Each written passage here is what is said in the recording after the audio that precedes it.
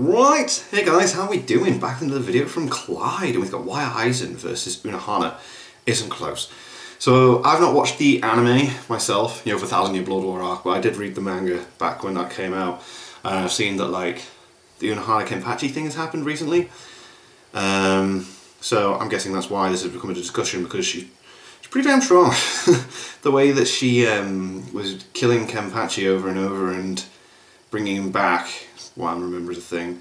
She's something else, but I still don't feel like she's. I'm guessing this is the reason the title's the way it is. I still don't think she is as strong as Aizen. Now I'm hoping that's. I don't want. If I've gone into this completely wrong, then fair enough. Give me grief. But yeah, I still feel like Aizen's got this. But let's see what Clyde has to say, shall we? Interesting one.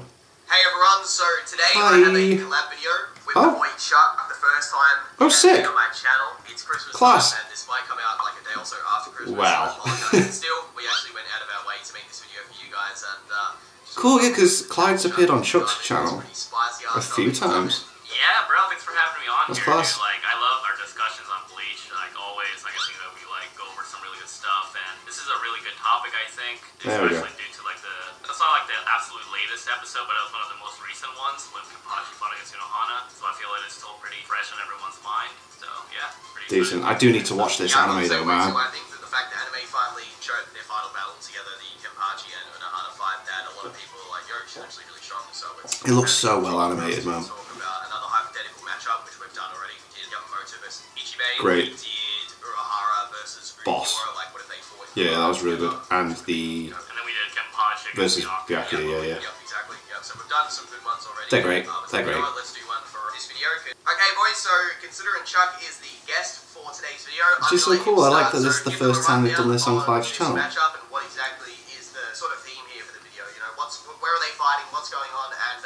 what are the big things for these characters that we need to highlight so people can understand how this matchup would actually go? So the general battleground scenario would be, what if Unohana was striking back at Aizen once he basically blitzed all the captains and the visor? Oh, interesting. Then, Okay. Like, what would have actually occurred if Unohana did fight the Aizen, the big boy Aizen? Yeah, basically, like, the idea of the battle is that essentially Ichigo is there and he witnesses all of the Shinigami get beaten. Yeah. They're all under his Kyokusui-Getsu, and Gin's monologuing.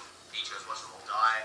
They think that they've stabbed Aizen, but they stabbed Momo. But one thing that people forget is that Unohana's actually on the ground, and Shinji is like, yo, thank God you brought her. Why don't you do anything? Story, which is really useful, but she sort of gets ignored throughout this whole place of events. Like, Aizen never once gives her any sort of acknowledgement whatsoever. So imagine for a second that she's not under Kyokusui-Getsu at this point in time, or she's so strong that it doesn't matter. And she's like, nah, we're fighting right now, and she baits Aizen in the same way that Yamamoto did by allowing himself to be stabbed, and then they sort of battle from there because she's known as the Kenpachi, right? So I think the interesting thing about this battle is how many sort of like contradictory and really weird statements there are about both characters being two of the strongest Shinigami, while also having Yamamoto there, and like those three are all sort of interchangeable in various different ways. Like, for example, in the Soul Society arc, when Unohana runs into Aizen, and she's there with Hisane, and she spots that Toshiro's being cut up, and Gin and Tosen are also sort of hanging around too.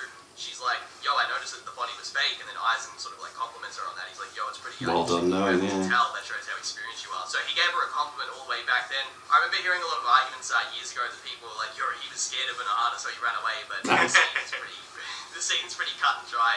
He's like, yo, I'm kind of busy. It's nice seeing you. Got other things to sort out, yeah. See you later. So that's what he says. He says, I'll never see you ever again in the manga panel, and it's clearly a very braggadocious scene. There are a lot of very interesting things about Unohana that I want to go through for the sake of this video to show you guys, like, where she would sort of scale, and if she actually could be a threat to Aizen, because there are a lot of things you've got to keep in mind, like, you know, how would Kyokusui-Getsu affect the battle? How would the Hogyoku affect the battle? How about his Kidos? How would his sword fighting ability work? Is he even strong enough to damage Unohana? Would he release his bank card? But Chuck, do you want to go through some of the stuff that we have sort of written down here as notes for this video, because it's actually a really interesting battle. Yeah, so I think off the bat, we kind of have to like scale like how Unohana like really sizes up compared to the other characters. So for example, we have stuff like, you know, she is a Kenpachi, and the Kenpachis like know a lot of sword art styles, so that would mean that Unohana is really skilled in Zanjutsu, which is like the sword art style of the Soul Reapers. It's also stated that she knows every style too. She's like mastered all of them. So That's incredible. She's actually just an all-around good swordsman. And also, like, this is more like novel territory, but its spirits are forever with you. There is like this Vastalorde-esque or like Vastalorde level character that fights off against Kenpachi. Right. And obviously that Kenpachi got like several power-ups. You know, he got like an even bigger energy snatching eye patch from Mayuri. And that Kenpachi still got slapped around by Unohana, right, casually. So she would scale easily, like, above to a Vastalorde. If Vastalorde is, you know, enough to take care of Segunda at top of Fiora, and likely release Yami, you know, maybe you can argue, like, further release Yami, like, with more evolutions could do something against Vastalorde, but just from what we've seen, I think Unohana is very clearly strong enough to, like, slap around most, if not all, the Espada at this point. Yeah, I think that's very narratively consistent to say that she, without a doubt, scales above all the Espada in a very similar manner to the way that Aizen does. I wouldn't actually argue the alternative to that too. I think the Vastalorde versus her would be an interesting one if you were to look at the way she reacts to Ichigo's power and how surprised she is in the Garganta. Yeah, she's shocked by it. One of the data books that a lot of people actually don't know about, there is statements about how she's out of her prime because she's quite rusty from taking so much time off from fighting, but even then, in the battle against Kenpachi, she's something else, she's weakened by a considerable margin, nor does that ever get referenced a single time. Kenpachi never says it, she never says it, but that's something to keep in mind. It's very obvious that if she was to scale to characters, like very consistently in the story, she would definitely be in that same sort of category as Ishin, Urahara, and Yoruichi when they're fighting, say, the Silver Surfer version of Silver Aizen. Surfer, Yeah, I love the way you call him that. Yeah. I mean, it's very fitting, but it's that's essentially where I would say she would probably scale. Pretty around cool to, design, and, that. you know, all those characters, they keep a very similar power level throughout the entire series, even up to the you know, the time skip and so on. Anywho, though, I do want to run through some stuff in relation to how strong she actually is. So, for starters, there's the Aizen compliment. She is stated to be the only individual that can question Yamamoto's decisions. Now, I personally believe this is also to do with the fact that they have such a long history together. So, so you trust their opinion more than, He would respect her word. They've known each other for like 2,000 years. There's also stuff like she's a better swordsman than pretty much anybody in the series. That's why Shunsui's first decision as head captain was, yo, I gotta have Kenpachi trained up, so he's our big nuclear bomb for the war. Who does he go to? Unohana, the previous Kenpachi, and one of, if not the best swordsman in the Gote 13. Shinji hypes her up when she arrives in Katakura Town with Ichigo, and he sort of like thanks Ichigo. He's like, you know, thank God you brought her. She's the next best thing to Orihime's healing. Aizen does have some very like odd statements that I kind of hinted at before about how they're, I wouldn't say inconsistent, but they're also a little contradictory in some moments. Like, for example, he says that no one's power in the Soul Society was rivaling his own, but then he says that Urahara has ability which he respects above his own, and I'm like, is he talking about strength or mentality? But then he concedes to Yamamoto and says that he would probably lose in a battle with him. That's why he made Wonder Wise. But I still think that... I actually wanted to add in. I actually think that he did say in the Soul Society and Unohana was exiled, so you could maybe consider him not part of that statement. Yeah, I personally always interpreted it as intelligence because during his final moments before he gets sealed, he's very angry at, although he thinks Urahara is incredibly intelligent and he puts him on a pedestal, he's like, how could you, of all people, fall victim to the Soul King? Like, he's very much adamant about the intelligence aspect of it. And then he says he surpassed everybody in the Soul Society once he goes into his first few transformations on the Hogyoku. So there are a lot of things like that. Unohana herself actually fears Aizen, right, and puts a lot of emphasis on Ichigo being the only one who can do something about Aizen, which is obviously related to the Kyoko Soigetsu, but at the same time too, almost everybody is just scared of Aizen's power. Like, even in the Soul Society arc, when Ichigo witnesses Aizen take out Komamura with the Kuroizuki, he's literally like, wow, how can someone be that much stronger than a captain? And then that's always emphasized that Aizen's spiritual pressure is ridiculous. It's why he's a war potential later on. It's why he's able to just in base destroy all of the Espada if he wants to, according to him. So stuff like that is really wild. And also, Aizen, like, he does make a plan for, like, characters that he thinks are gonna be, like, a threat to him. So, for example, with Kenpachi, he does mention in the novels that it was really lucky that they basically made him go into Wekamundo because he didn't want to face him until after. Oh, wow, okay. Yeah. Because of his potential. And he also made Wonder Wise in order to seal up Ryujin Jaka. But then again, with Unohana, he didn't even have a plan for her. Really. So even though he was aware of her immense power, he didn't think that she was going to be an There was no contingency for it. Yeah. It's implied that he probably had more than enough raw power to take care of her if it ever came down to that. Yeah, I also feel like his confidence in Kyoko Soigetsu and the fact that he just didn't see her as a threat 2 times. He ignored her in the series, Soul Society, and then when she arrives with Ichigo, he just never seen her as any problem whatsoever. And I think it's more so for the case that her abilities that he's aware of, and also her power is more so just very physical based. Like, she's very much a good swordsman, she's very powerful. But the actual title itself of Kenpachi is a really weird one because it's not given to the actual strongest person. It's literally given to the person who defeats the previous person with the title. Otherwise, Dongai Ichigo would have it, right, at that point in the story. Yamamoto and Bankai would have it, and Yuhabad would have it, because they're technically Kenpachis, they're the strongest characters. So it's kind of a weird one. It's more so directed at, like, the greatest warrior, more so than the strongest character. And that goes into a statement she makes where she's like, you know, no one right now is stronger than me, that's why I'm the only one who can bring out your true power, Kenpachi. And it's like, you sure you can beat Transcendent? Yeah, you can go for it. Yeah, I don't think so. So, you know, it's very much it's very much pointing towards what I just said. And she clearly scales below Yamamoto because she was really scared of Yamamoto's Bankai that was gonna basically incinerate everything in the Soul Society. So if Yamamoto is able to force Aizen to make a contingency plan and she's scared of him, then I really don't see how Aizen would really be worried about her that much. Yeah, and along with that, that's also a Yamamoto that's so weak that you wouldn't even consider putting him on the war potential list because of his missing arm. So that even goes further into how she would scale below Yamamoto, and again, how the title is such a... It's just very inconsistent. For example, you could get Hanazo, and he could stab Unohana in her sleep, and by killing Unohana, he's now... becomes Kenpachi. So it is a bit of a weird one. Yeah, okay, yeah. She actually concedes that Ichigo, who should be weaker at this point in the story, especially without his full Shihakusho, has a better chance than her against Aizen, thus meaning that even if she went full power, like flexed her Bankai and tried to overpower the Kyokusei, it's not going to work. The whole spiritual pressure argument, that it wouldn't even be relevant or an actual point to make, because by default she already conceded that, yeah, I don't even have enough power to be able to do it. You could say she's trying to, like, I don't know, conceal her powers, makes no narrative sense. You could probably say she doesn't like fighting, makes no narrative sense. She would fight to the death for the Soul Society and for everybody else to survive. It was a major plan to help Ichigo, so that doesn't make any narrative sense whatsoever. And here's an interesting point too to consider. So even if you think that Unohana is stronger than Urahara, Ishin, and Yoruichi, even if it's one-on-one or all at the same time, well, they were fighting Aizen all at once while he wasn't even trying, which is a big narrative point of that fight, because Urahara is constantly like, yo, if this was the old Aizen, you would have never fallen for those tricks, right? Because Aizen's so strong that he can just casually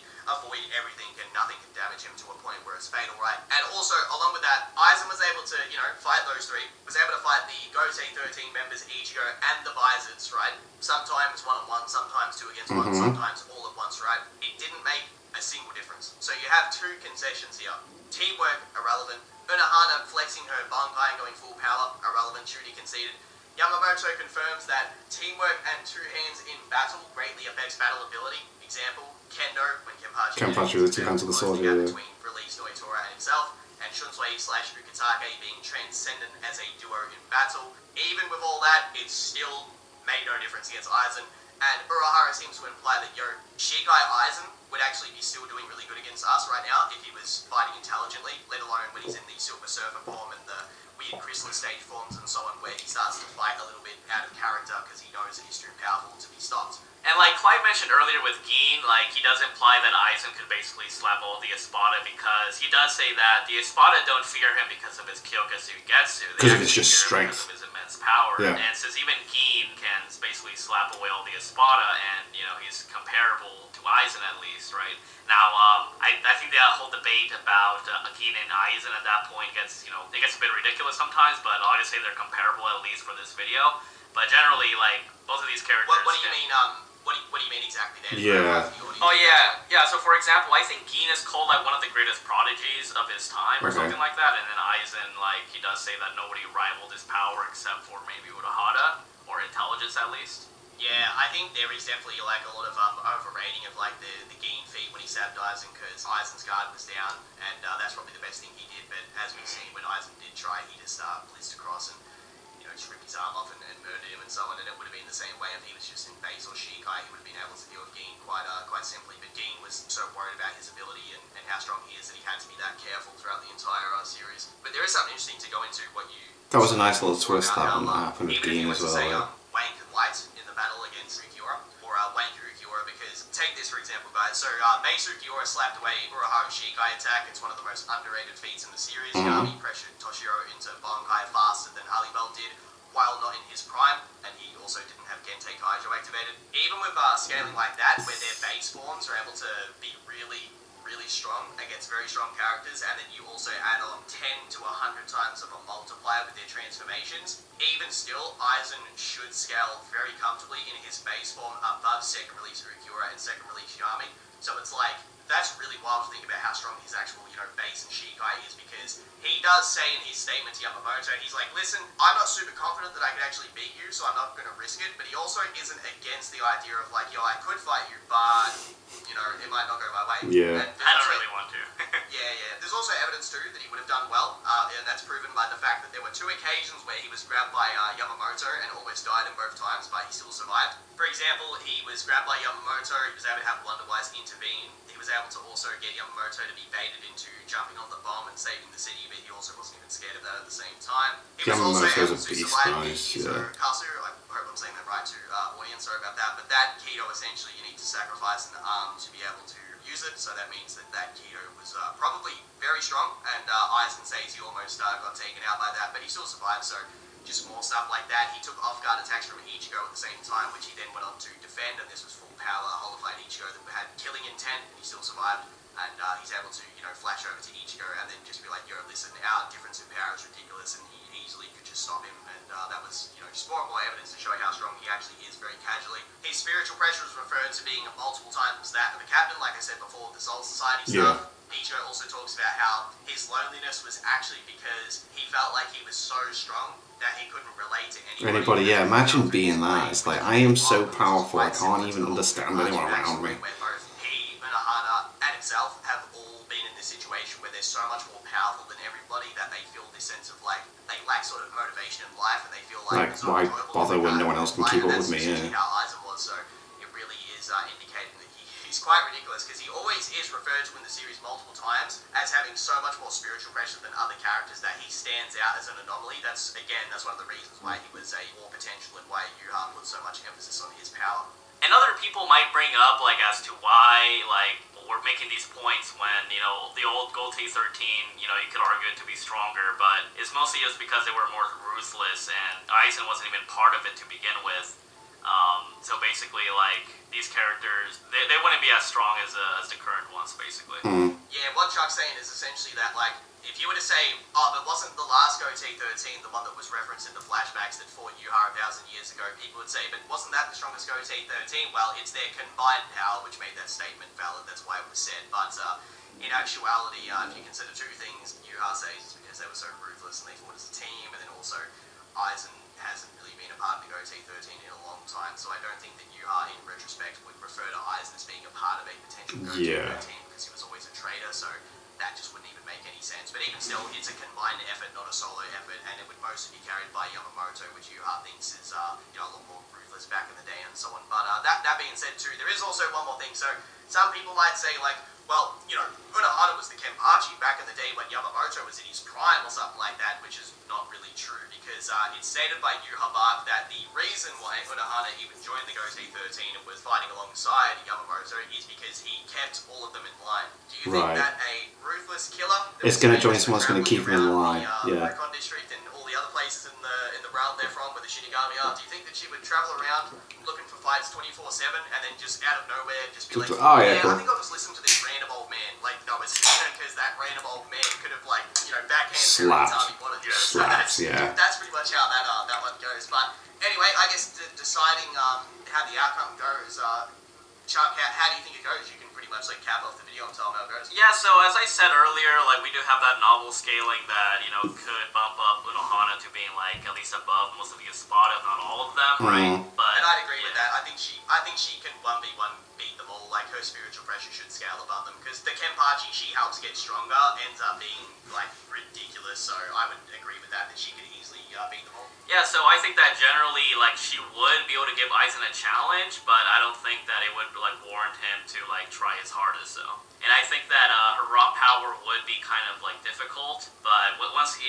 hits her with the Kyoga Suigetsu, like, what the fuck's she gonna do, Yeah, and And like we said before, she herself pretty much concedes that she wouldn't be able to break out of it. So what would happen is that he casts Kyokusui Getsu, he flashes around, she would never touch him a singular time. Not be able to attack him, yeah. Actually, because of the Kyokusui Getsu, and he would just behead her. And if worst case scenario happens, because she does have a high fight IQ, let's just say she somehow gets a hold of Aizen or baits him into something, well, all that would happen is that Aizen could maybe break out, but I would say more so what's going to happen is the Hogyoku is going to be like, yo, you need a power up?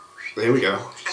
Got one, bro. Because you got to keep in mind that he would have no reason to concede to Unohana because he doesn't like her.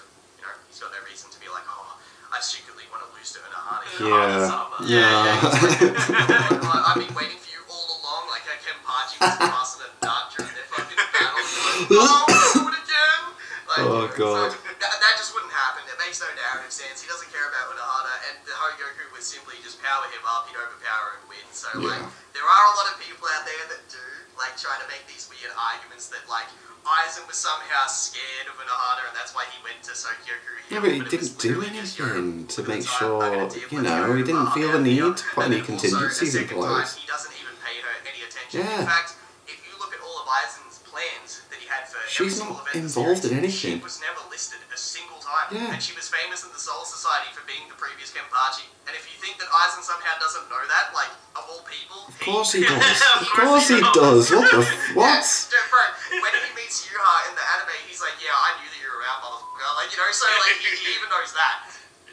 And also, another thing is too, he also knows about Yamamoto's Bankai so much to the point where random Quincy's in the real world have written drawings of his form in books. Like, yeah, it wouldn't be hard for him to know that, but pretty much it goes like this. If for some reason they were having some Shikai versus battle with swords, she would probably be the better swordsman, but I think Aizen could hold his own to some extent. Yeah, very definitely. Lots of Kitos, especially ones in the 90s, which would also be quite helpful, but any fatal damage that he takes, somehow, while Kyokusui Getsu is active, or even without it active, he just transforms and would just beat her like that. She has no scaling, which puts her above any of the forms, because when he goes into his first few transformations, he's really just like, yeah, I'm stronger than every Shinigami. Yep, there we go now. I am so beastly. You know, Dongai Ichigo is so much stronger than him that he can't be sensed. Then Uruhara thinks Aizen's gotten even stronger later, so like the limits are just, they're endless, you know, because he can just keep transforming. Just keeps going, transforming as long as he wills it into existence. So yeah, if Unohana was to have taken the place of Yamamoto after the Shinigami were blitzed in Kyokusui Getsu, she would not last long. Yeah, she would definitely lose. Alright, so that's pretty much the video, guys. Brilliant, nice class, yeah. Out there, I'm very sorry, but you know, that's the way the cookie crumbles. Aizen's just ridiculous. There's a reason he was the most popular villain in the series for a good 15 to 20 years. You know, he's very famous for being overpowered. But thank you very much, Chuck, for joining me on this little filler video. If this video does well, you know, like the video and subscribe, guys, and check out his videos. But if this video does well, you know, no pressure to click that big like button or the subscribe button. We will definitely do more content like this in the future. Also, thanks for sitting through the incredibly corny sponsor, by the way. I'm sorry, but it had to be done. Bills got to be paid and money got to be paid. That money. Very much. But, thank you for coming on, Chuck. It was a fun video. This is a quick one compared to the other ones, but we're going to have a collab going up on your channel very soon. Do you want to tell them about that? Yeah, so we're actually going to be doing the Espada against Yusuke Urameshi, since I did do like the Yusuke video like a while back. Oh, okay. I seen that pop up, so that's got Clyde in it. Yeah, thanks for having me on here, man. I really appreciate it, and might check that out. Enjoyed it, and have happy holidays. Or I might check out. Thank you for coming on. Merry Christmas to you all. Again, this was a filler video, but we also did this for you, and so I could get that fat check, boys. Have a nice day. So I might check out first then.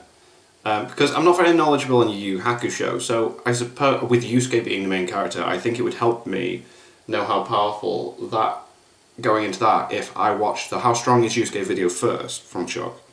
Yes, I'll do that. I'll check out Chuck's How Strong is Yusuke, and then I will do Yusuke versus the Espada, because then if that's featured, yeah, then I'll have knowledge on Yusuke, and then I can go into that with a better understanding of how powerful everyone is. So that is pretty cool. I really like that. That's the first time Chuck's been on Clyde's channel. That's awesome.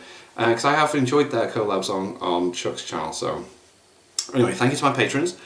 If you want to have your name at the end of every video I upload, link in the description of the Patreon page. $1 a month is all I ask. I'll support the channel. It's greatly appreciated. Thank you guys very much for that. Thank you all for watching. What do you guys think of that? What do you guys think of this? Click like, subscribe, and leave comments down below. Let me know that I should watch discussing future videos. I'll see you guys next time.